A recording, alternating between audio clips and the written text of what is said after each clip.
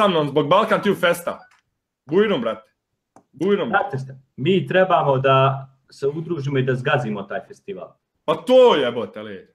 A ne da ovi oni, znaš. Znaš šta je fora? Problem je korupcija. Ovo što Baka Prase radi, on je čist primjer korupcije. To je fora.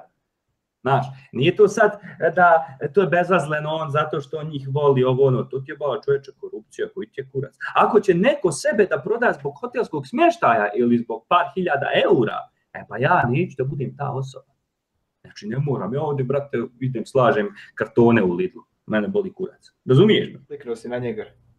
Pa kako da izbrišem? Klikni opet na njega. Na sebe klikneš. Ne, klikni opet na njega da ukloni. Evo, pardon. Uglavnom, izradili su. Znači, izradili su. 14.500. Jebote, ledu, piću. Vole krv, vole. Nije ovo krv, ovo je istina. Ovo i treba da gleda. Ovo treba da gleda. Bilo kakvu vrstu. Šerujte, svi bojkotujemo Balkan Tube Fest, ne smije i neće da postoji na onaj način na koji sad postoji.